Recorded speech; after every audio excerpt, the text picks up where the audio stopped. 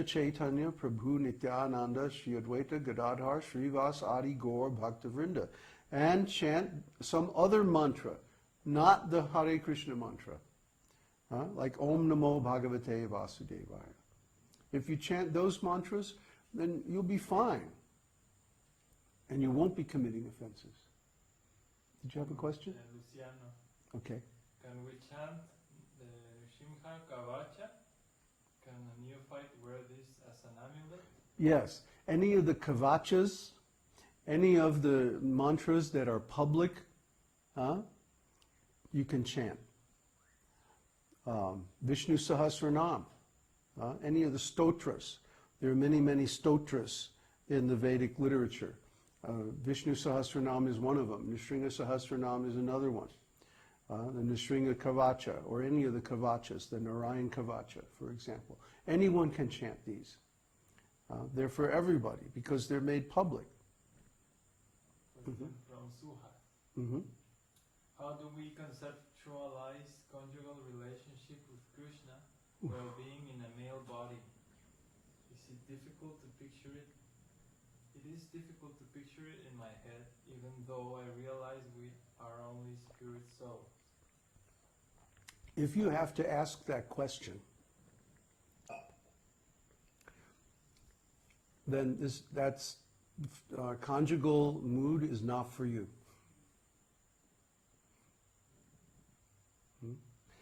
The idea is that the conjugal mood is for those devotees who cannot help but be attracted to Krishna in the conjugal love. If you have a necessity, you'll figure out the answer. But if you're just asking out of curiosity, that means it's not for you. Maybe your mood is something else, Vatsalya Ras or friendship, servitude. Start out with servitude. That's safe, okay? Just consider yourself a servant of the Lord and act in that capacity. And you can't go wrong. Because all devotees are servant. That's why we take the name Das. If you try to enter into this conjugal mood artificially, it'll be a disaster. I promise. And don't worry about conceptualizing it if it's not for you. Just know that there are some devotees who out of necessity have to understand these things. Because they can't approach the Lord in any other way. That is their service. Yes? From Swati. If Dwada Sakshara mantra is in the Sakya Rasa Dwarka Lila, where Krishna is following Dharma, and all the queens are married to him only, then how can it be safe for a Griha Medhi to chant it? Because Krishna is surrounded by many followers and subjects.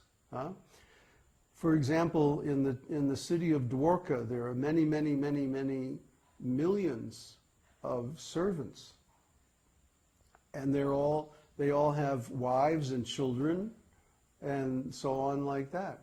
So it's okay for Grihamedi to chant that mantra, because there were many of them in Krishna's city. And Krishna accepts them. But he accepts them in the mood of a great king, of tolerance. He doesn't accept them as a friend or as a close devotee. He accepts them as servants only. So that's all right. It's still very glorious to be servant of God, to live in God's city, and worship Him as a great king. That's very nice. If you go to Jagannath Puri today, you can experience that same mood. And Jagannath Puri, actually, Lord Jagannath is the king. And everyone treats him like he's the king of the whole town. And they all have personal relationships with him on different levels. But most of the people there, they consider themselves fallen, and so their relationship is not direct. but it's through the priests, the pandas. And but Lord Jagannath is so merciful that during the 2 weeks of Ratiyatra, when he leaves the temple, the regular Jagannath temple, and he goes to the Gundicha temple, his servants for that whole 2 weeks are the Sabaras. And the Sabaras are a tribal people who also live in Jagannath Puri area. And now they make their living as fishermen. And so they're always out in the boats, and they're kind of rough, strong people.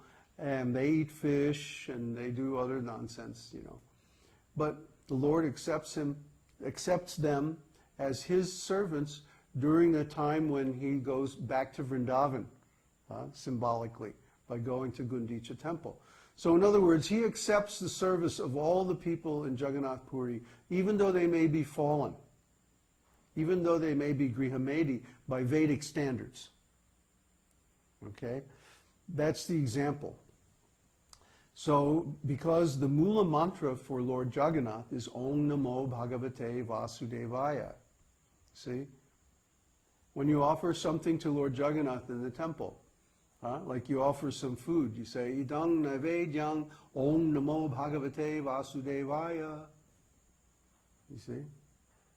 So you call the Lord with that Dvarashakshara mantra, and whether you're fallen or not fallen, he'll accept. That's his mood. He's very broad-minded, very open-hearted. And he accepts our service no matter what condition we're in, if we approach him in the right mood. So if we are Grihamedi, then we should approach him in that mood of servitor, as a great king. Treat him as a great king, and then that's the proper relationship for that condition. But if we're in a more elevated condition, then we can approach him more intimately and he'll accept. But if we try to approach him intimately from a condition of being fallen, he won't accept. And that's why the devotees who artificially chant Hare Krishna mantra aren't making any advancement. Is clear? Okay.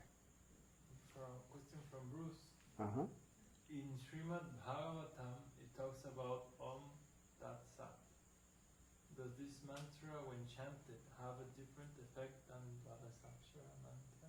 Well, yeah, each mantra has different effect.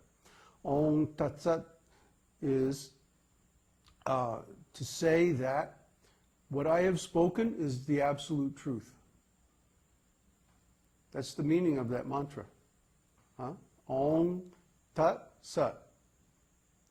That Tat means that, and Sat means truth, or eternal, which is the same thing. If a truth is eternal, it's also absolute. That's the definition of absolute truth. That a truth which is eternal, which is unconditional, is always true in every condition, in every circumstance, for every being, at any time.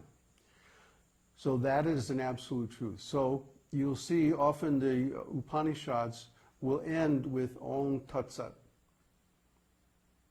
But that's not a mantra that we should chant as japa. Even though it contains the name of the Lord, Om and Sat. Sat is also a name of the Lord. We shouldn't chant that as japa because it's not devotional. Om Namo Bhagavate Vasudevaya. The Namo, Namaha, means I offer obeisances. You see? So that's a devotional mantra. Om Tat Sat is more like a philosophical or literary mantra. It's used in the Upanishads specifically. No more questions? Just a short one about all the mantra. Okay. So, Om Namo Narayanaya, for example, is it also possible for these people to chant? They can chant. That mantra is specifically chanted in the Sri Sampradaya. Om Namo Narayanaya. And that will take you to Narayan. But do you want to go to Narayan? Narayan is situated in the Tatashta region, between the spiritual world and the material world. Okay? And from him emanate all the material universes, the material energy, the Mahatattva, and the spirit souls. So is that where we want to go? Do we want to go to the Tatashta region, where every moment we have to make the choice between spiritual and material existence?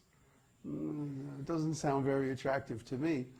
I mean, we might want to go through there on the way to Vaikuntha just to see, see Lord Narayana and like that.